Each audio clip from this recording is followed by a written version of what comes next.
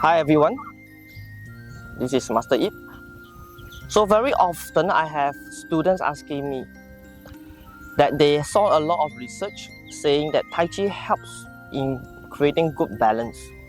But however, when they first started off, they find it very difficult to implement on single leg balance, especially as part of the Tai Chi movement.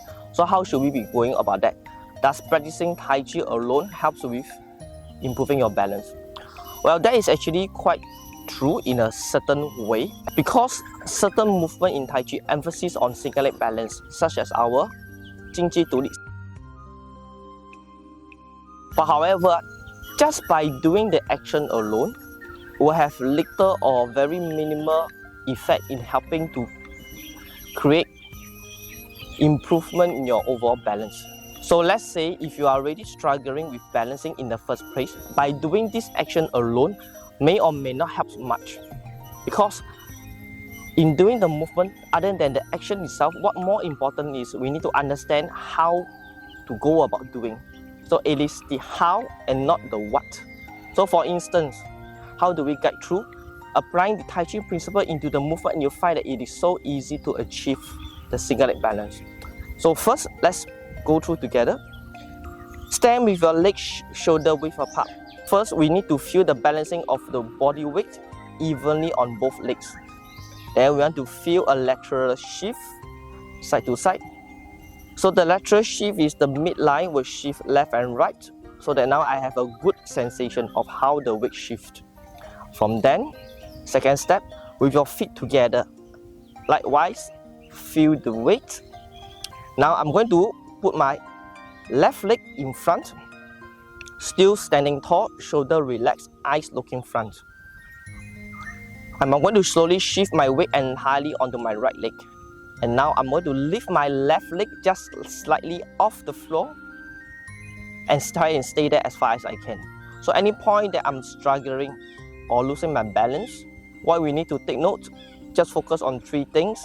Imagine there's a string from the tip of the head, keep reaching up, lengthening from down up, and the opposite side, shoulder dropping down to create an even opposite.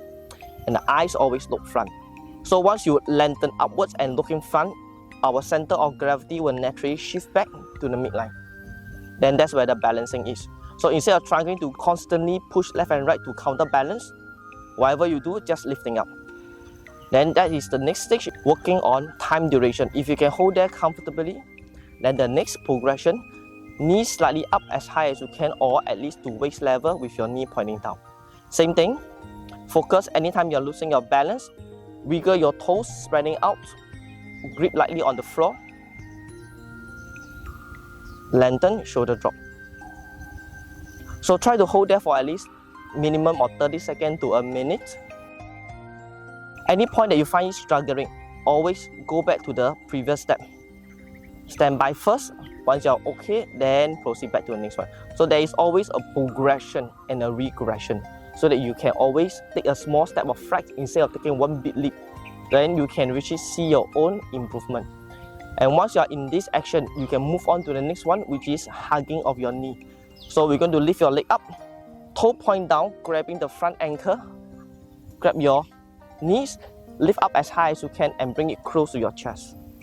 At this point, drop your shoulders, and then just looking front. So it is very crucial to have your shoulder maintaining relaxed without holding tension, otherwise the whole body will naturally lose their balance. So once you have this basic practice, and then when you apply into the routine itself,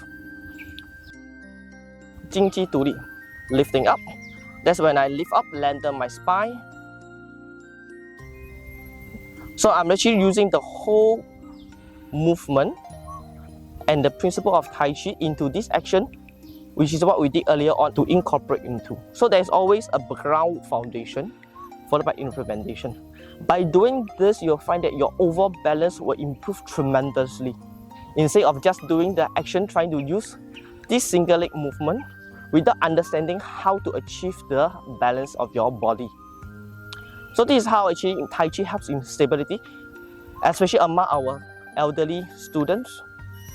This is very important because stability is the main prevention for falls and risk of falling.